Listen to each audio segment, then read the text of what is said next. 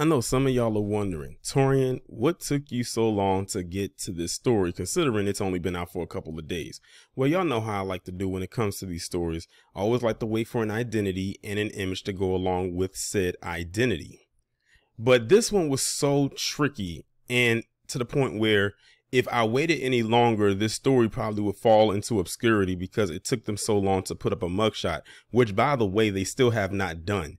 I'm recording this video on November 22nd, 2022, and this story happened like 3 or 4 days ago.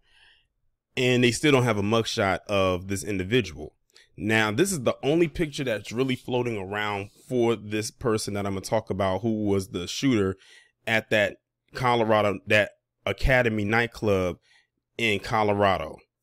And what's crazy is there was another picture floating around where they said it was this person. It turns out it wasn't that person. Then they put up another picture of someone else that they thought it was him. It actually turned out to be, I believe, one of the victims. Then they put up a picture of him in a group. I said, I don't need a group picture. Then they had another image of him when he was standing on his porch being surrounded by cops from an incident that he was involved with last year, which I'm going to touch on in this video as well. So there was there were pictures of him, but none by himself. And this is the only image where you get a close-up of him. And as you can see, he's still with another person. But this was the best I could do when it came to this person. The only thing that we knew for an identity up until this point, until we got this picture, was his name was Anderson Lee Aldrich, and he was 22. Keep in mind what I've been telling y'all about that pattern about them age ranges of 18 to 22. Most of the mass shooters that occurred this year, or just about all of them, fell into that age bracket. And I do mean pretty much almost all of them. So, you know what website I like to go to when it comes to stories such as these, and that is heavy.com, because they have the 5 facts plus some additional information. Anderson Lee Aldrich is the 22-year-old suspect accused of perpetrating a mass shooting at Club Q, a gay nightclub in Colorado Springs, Colorado. The November 19th attack left 5 dead and 19 injured, including 17 who suffered gunshot wounds. The shooter burst into the nightclub with a long rifle and opened fire just before midnight, Colorado Springs Police Lieutenant Pamela Castro said in an early morning news conference on November 20th. Aldrich was subdued by heroic patrons who were credited with saving lives, Castro said. One disarmed the suspect and beat him with his own gun, according to NPR. The gunman's birth name was Nicholas Brink, and he went by Nick Brink, according to the Washington Post, which reported that he changed his name due to quote-unquote online bullying. So Anderson Lee Aldrich isn't even his real name. No officer fired shots, Castro said, and 2 firearms were located at the scene. Aldrich, who remains hospitalized, is facing 10 charges, according to court records. He was charged with 5 counts of first-degree murder and 5 counts of bias-motivated crimes causing bodily injury, court records show. It's not known when his first court appearance will be. Heavy has confirmed that Aldrich is the grandson of outgoing California Republican State Assembly member Randy Voelpel, the former mayor of Santee, California. Voelpel represents the 71st district in the San Diego area. There were calls to expel Voelpel from the state assembly after he made comments comparing the January 6, 2021 attack on the Capitol to the Revolutionary War. Aldrich's mother, Laura Voelpel, has written posts praising Randy Voelpel on Facebook and confirming he is her father. This is Lexington and Concord. First shots fired against tyranny. Randy Voelpel, who was defeated in a Republican primary in August 2022, said in a San Diego Union Tribune article 3 days after January 6. Tyranny will follow in the aftermath of the Biden swearing on January 20th. According to the San Diego Union Tribune, Voelpel later tweeted that he condemned violence and lawlessness. Voelpel and his office did not immediately respond to requests for comments from Heavy. Disturbing video, first obtained by Daily Mail, shows Aldrich live streaming a standoff with police in 2021 when he was accused of threatening to detonate a bomb. The charges ended up being dropped for no clear reason. This is your boy. I've got the effers. I'm sorry, the effing. I'm gonna just say the fucking shitheads outside. They blurred it out, but I can read between what they're saying. Fucking shitheads got their fucking rifles out. If they breach, I'm going to blow it to holy hell. Come on in, boys. Let's fucking see it. He said in the video wearing a ballistics vest. So, like I said, they've had a run-in with him last year. And again, like this time, he was taken in alive. But I'm almost certain he probably had some more damage done to him this time. Sure, because they said he's hospitalized than he did last time. And the people that subdued him or got him last time actually had the equipment to actually do more damage. But the patrons at this club did more damage to him than the ones that were supposed to actually do damage to him last time. Because last time he wasn't put in the hospital. But this time he was. The first two victims named in the Club Q shooting were bartenders Derek Rump and Daniel Aston, who were remembered in tributes for their kindness and vibrant personalities. The mass shooting occurred just before the Transgender Day of Remembrance on November 20th, an annual observance that honors the memory of the transgender people whose lives were lost in acts of anti-transgender violence, according to GLAAD. Aston identified as transgender. So did victim Kelly Loving. Colorado Springs police identified the other deceased victims as Ashley Paul and Raymond Green Vance. Too often society loses track of the victims of these and sad and tragic events. We strive to give victims the dignity and respect they deserve, as well as shine the light of public attention to the victims. Therefore, we are identifying them now, police wrote. Police also released the names of the two heroes who subdued Aldrich, Thomas James and Richard Fierro. Aldrich was arrested in 2021 after his mother reported to police he was threatening to harm her with a homemade bomb and multiple weapons, according to the El Paso County Sheriff's Office in Colorado Springs.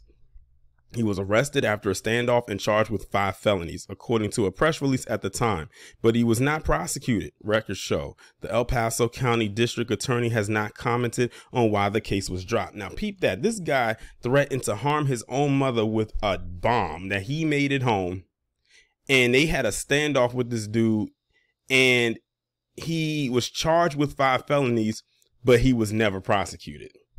Imagine if they had got him then. This incident that we're talking about right now would have never occurred. Again, a hashtag Operation Protect the White Boy in full effect.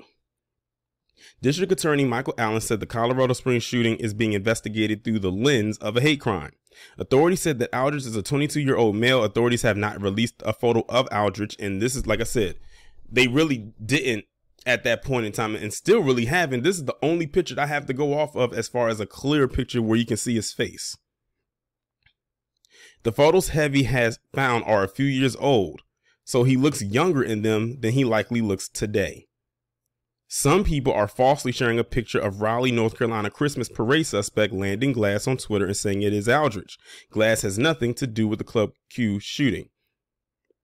The other victims have not yet been identified. 2 are in critical condition, NBC News reported.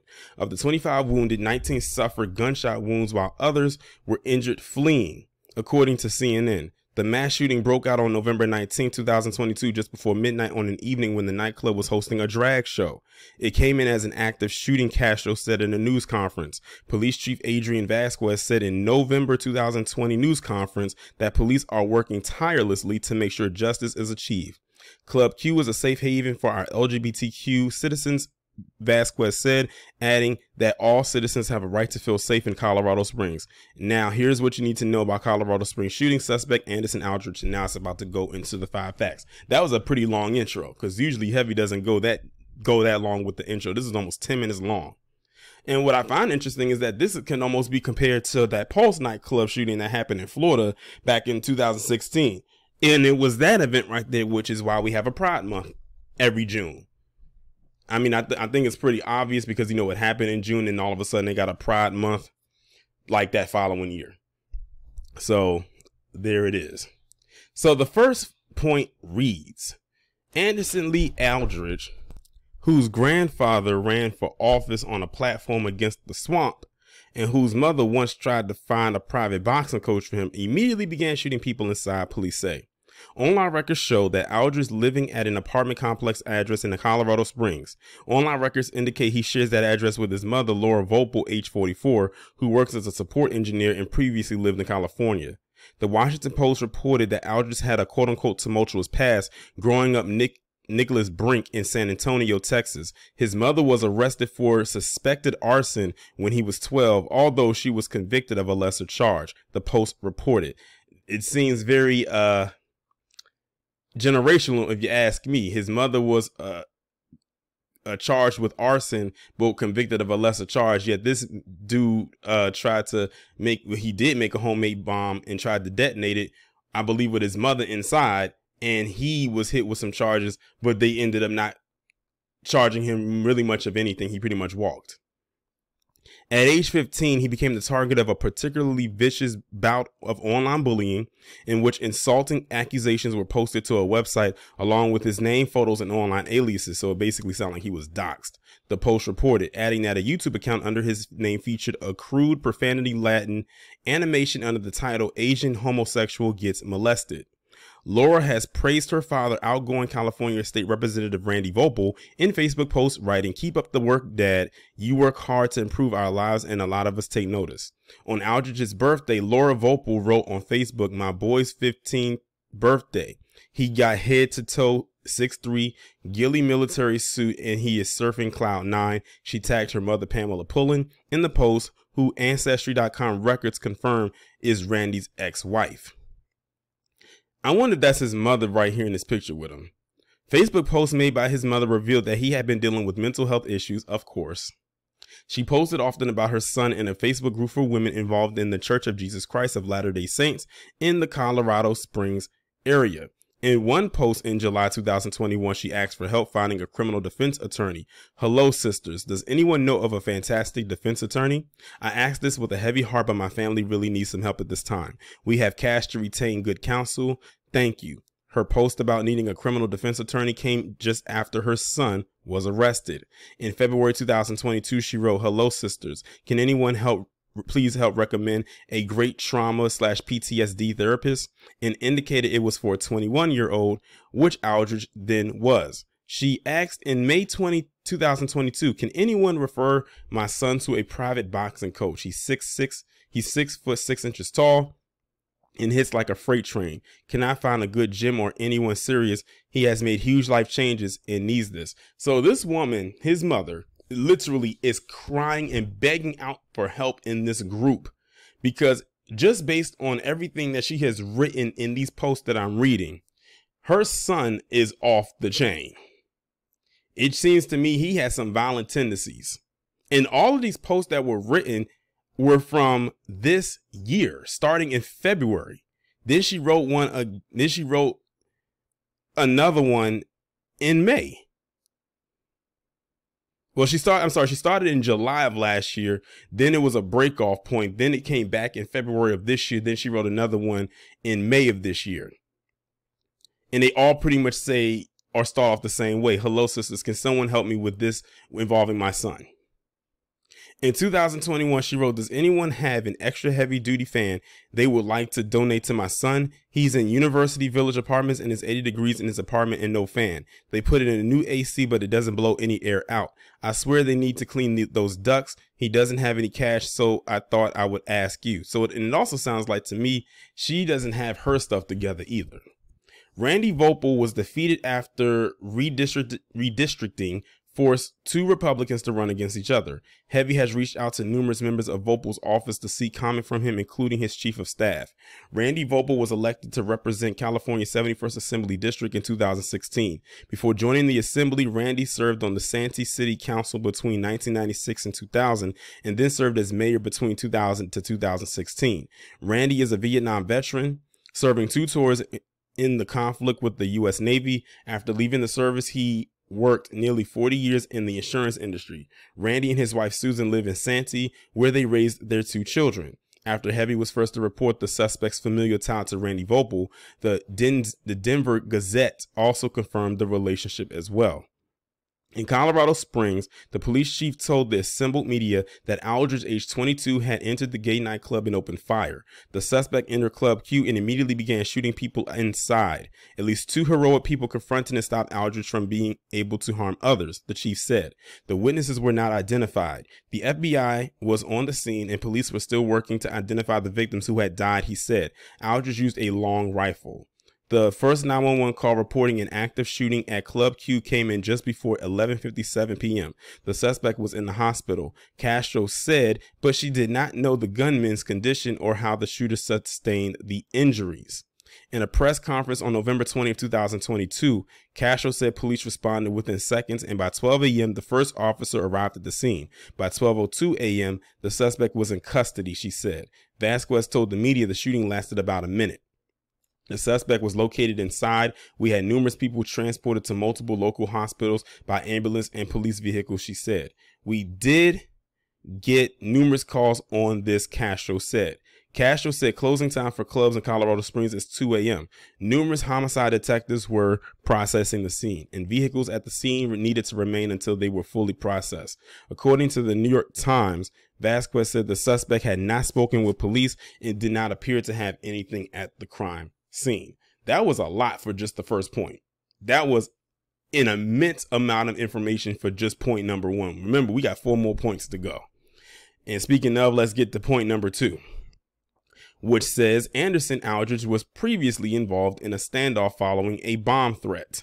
In 2021, Aldrich was charged in a false bomb threat situation in the Lorson Ranch neighborhood of Colorado Springs. That coincides with the time frame in which his mother was seeking a criminal defense attorney. I was just getting ready to say that. I was getting ready to say that before I read that part. I said, I wonder if that had anything to do with why she called back in 2021 asking for a defense attorney. And there it is. According to the June 18, 2021 press release from the El Paso County Sheriff's Office, the reporting party said her son was threatening to cause harm to her with a homemade bomb, multiple weapons, and ammunition. The reporting party was not in the home at the time when she made the call and was not sure where her son was. Authorities responded and realized the suspect, Aldrich, was in a residence just 1 mile away, according to the press release. The deputies contacted him by phone and he refused to surrender. The release indicates a tactical support unit responded to the scene and began evacuating 10 homes in the area as a precaution. Eventually, he complied and walked out of the front door after a crisis negotiations unit became involved, the release says. Aldrich was booked into the El Paso County Jail on charges of felony, menacing, and first-degree kidnapping, according to the release. That document indicated a mugshot for Aldrich will be released in the future. Heavy contacted the jail to seek that mugshot and was sent to a voicemail that is full. So they don't even have the mugshot that they allegedly took of him from last year's incident. I'm willing to bet that they probably never took a mugshot of him then. So there probably is no mugshot whatsoever of this individual on file in that station, in that precinct. Authorities would not comment on any past criminal history for Aldrich. No ongoing court case is listed for Aldrich in Colorado's court records. No formal charges were ever filed, and the case was sealed, so it's not clear why. Like, again, what have I told y'all? Operation Protect the White Boy, he's getting the ultimate protection. The Gazette reported that Aldrich called an editor and asked for the story to be removed from the website. There is absolutely nothing there. The case was dropped, and I'm asking you either remove or update the story. Aldrich told the Gazette in a voicemail. The entire case was dismissed. The Gazette questioned why this arrest did not activate Colorado's red flag law.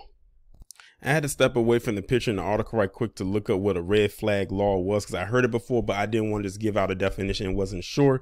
And I wanted to bring it to y'all just in case you weren't aware of what that was. So this is on Merriam-Webster's website of what a red flag law is. And it says it is a law allowing courts to prevent people who show signs of being a danger to themselves or to others from having access to firearms, as by ordering the seizure of weapons. And then they give an example. In the wake of massacres similar to Wednesday's school shooting in Parkland, Florida, a small number of states have passed red flag laws that allow the seizure of guns before people can commit acts of violence. Mental illness, escalating threats, substance abuse, and domestic violence are among the circumstances in which a judge can order weapon restrictions under the statutes. The way red flag laws work is straightforward. After hearing a petition from a family member or a law enforcement officer with knowledge that someone is a credible danger to themselves or others, a judge can issue an order allowing for the temporary seizure of firearms belonging to that individual. But as you can see with his case, he actually called them and asked them to remove it, and they actually did it. But see, again, this guy is related to that Randy Vopel guy. He's related to someone who has some pull. So who knows what kind of strings he could have had pulled in order for that to happen, or what could have happened to this newspaper or this news outlet if they didn't pull it or retract it. But anyway, let's move on to the third point, which states the club held a drag show the evening of the mass shooting and promoted an all ages musical drag brunch. Club Q called the tragedy a hate attack. Authorities have said the motive in the gay club attack is still under investigation. However, in a statement, the club referred to it as a hate attack. Club Q is devastated by the senseless attack on our community. Our prayers and thoughts are with the victims and all of their families and friends. We thank the quick reactions of heroic customers that subdued the gunman and ended this hate attack. The look on his face, the determination that angered as he entered the building, Club Q founder Matthew Haynes said, according to NBC News. Haynes said the shooter was on a definite mission, and the outlet reported, adding that the police have said a motive remains unclear. Authorities said they are still investigating whether the mass shooting was a hate crime. Club Q was slated to host 2 drag events over the weekend in celebration of Transgender Day of Remembrance. The night of the attack, the club hosted a drag show according to its Facebook page. The drag show started at 9 p.m. on November 19, 2022. Right around the time of the attack, Club Q posted about another upcoming drag event. Let's prep for a fantastic Sunday fun day, the club wrote on its Facebook page. Doors open at 11 a.m. for our noon all-ages drag brunch. Keep in mind it says all ages. Join us for a fantastic drink special and even more amazing drag show. Then stick around for an all-star cast of our freshest faces. We're celebrating Transgender Day of Remembrance with a variety of gender identities and performance styles. Show starts at 8 p.m. According to Castro, authorities didn't know whether minors were at the event. I think I heard somewhere where it was a news outlet that I heard this morning where it was a family that went, and I think there was a minor there. And it wouldn't be shocking, because how many videos have we seen just this year alone, especially over the summer, where a lot of people have been taking their kids to these type of shows? Or think about the the drag queen story time, where they allow people who dress in drag to come and read to kids at schools. So if there were minors at this event, which I'm inclined to believe there probably were, that wouldn't shock or surprise me or anyone else listening to this video. Now let's get to the fourth point, which states a woman who rented a spare room to Aldrich's mom described him as aggressive and says he once slammed a door in her face. Leslie Bowman told the New York Times that the 2021 standoff with Aldrich occurred at her home because she was renting a spare room to his mother, also identified by the Times as Laura Vopel, which now adds into more why he threatened his mother. His mom had called me and said, "Don't come home right now. There are some people looking for Andy," Bowman told the newspaper, which reported that Andy is Aldrich's nickname. Vopel moved out 2 days later, and Bowman never heard from her again, she said. But she told the Times that police visited about a month ago seeking to check Vopel's welfare. She told the Times that Aldrich was living in a house with his grandparents nearby at the time of the 2021 arrest, but would visit his mother to watch movies with her. This appears to be a reference to Vopel's mother and her new husband, not to Randy Vopel. Bowman told the Times that Aldrich had a quote-unquote aggressive side and once slammed the door in her face when his mother complained about repairs. Why is he not in jail after that happening? Bowman told the Times. After that initial day, police never reached out to me for additional information. I'm a Second Amendment supporter, don't get me wrong, but for him to be out there and have access to weapons after that incident, I don't understand it. Video captured a massive law enforcement response to the scene of the Club Q attack. The governor, Jared Polis, released a statement on Facebook.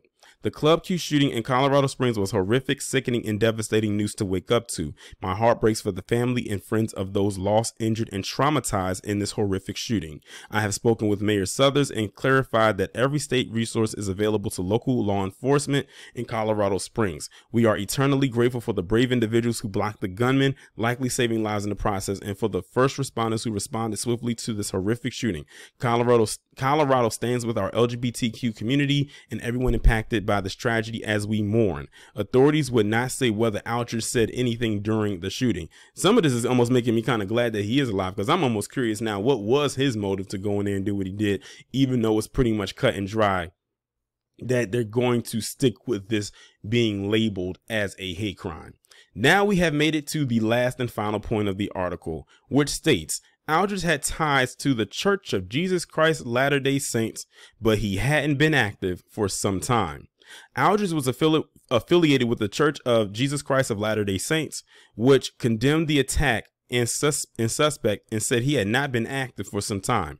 NPR reported that a bystander subdued Aldrich by grabbing his gun and beating him with it. One customer took down the gunman and was assisted by another. Club co-owner Matthew Haynes told the New York Times after watching surveillance video of the shooting. He saved dozens and dozens of lives, stopped the man cold. Everyone else was running away and he ran toward him. One victim collapsed at a 7-Eleven store nearby. A man named Tanner Pettit wrote on Facebook that he escaped the mass shooting. Last night, I had to experience something I never thought I would ever have to experience, and I hope that no one ever does. I just moved to Colorado Springs about a week ago and decided to go to one of the popular LGBTQ plus clubs, Club Q, in the area to watch a drag show, make friends, and have fun. Near the end of the night, I was waiting for my Uber back home. A man by the name of Anderson Aldrich entered Club Q with a rifle and began shooting people. 5 people were shot and killed, and at least 18 are reported injured. I was lucky to be able to get out of the club into safety. Many others were not so lucky. I am not going to turn this into an argument on gun control, on LGBTQ rights, on the role of police officers. Last night, I was witness to a disgusting and terrifying tragedy, and my heart goes out to the beautiful people I was able to meet that night. My thoughts are with the families of the victims, and I hope that the person behind this disgusting and inhumane act is brought to justice. On social media, people express heartbreak over the shooting. A woman wrote, "This is devastating. Club Q is a favorite for many friends here in the Springs, and not even sure how to process this. But I need to before the names are released. God bless each and every person involved." A man wrote to all the victims at Club Q last night, "I'm sorry. Our country refuses to do better. And last night you had to join a growing list. My condolences to the families of the 5 that passed and their friends, and may they rest in peace." And they put a dove, a broken heart, the Academy flag, and it says, "To the 18, I pray for your full recovery." So that was the entire article right there. But these are the 5 victims that were killed, murdered at the club. And I'm going to identify each and every one of them because they don't have their names here, but I have their names here in my phone. So this one right here, his name is Derek Rump. He was a bartender who worked at the club. This guy right here, and his picture actually came up quite a bit. His name is Daniel Aston. He was just like a regular club goer. I believe they said that he was a supervisor at the club. Yeah, he was the supervisor at the club.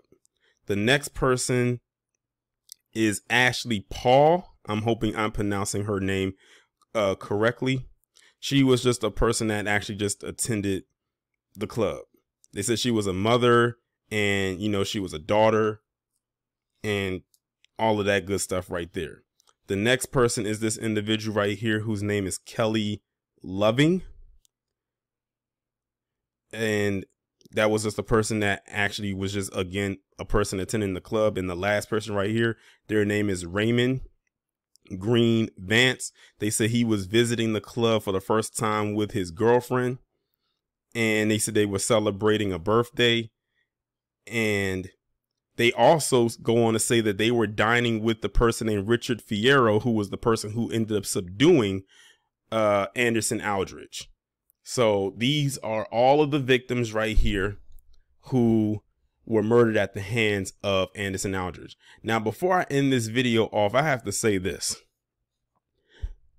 It's interesting to me that you have that buck dancing Sambo, Charles Barkley, get on his soapbox and go and tell the world and be so off code as he knows how to be and tell people that black people are the worst when it comes to people in the academy. Yet I just did an almost 13-minute video talking about this PC man by the name of Anderson Aldrich, which is not even his real name, who murdered these 5 individuals right here. at a club just a few days ago. And he had the nerve to come out within that time frame and say that black people are the worst when it comes to people in the academy. It wasn't a black person that did this. It wasn't even a black person that committed the shooting at the Pulse nightclub back in 2016. As a matter of fact, when is the last time a black person committed a mass shooting where all the casualties, or the majority of the casualties, or even the venue and where the casualties fell at, was an LGBT haven? I'll wait. When's the last time black people passed any type of legislation that would have affected people in that community? I'll wait. I'm trying to figure this out. And don't worry, because I have a very special video coming about him in the coming days. But not all in all, this is still very much a tragedy. Condolences to the families of all the deceased, and even, you know, well wishes to the ones that were injured in the shooting, because this man was on a rampage. Like, he injured just as many as he killed. Like, he was going for the gusto. But I hope they do come to a motive as to why he did what he did, because there has to be a reasoning behind it, even though we might think we have an idea what it is, but it could be something else.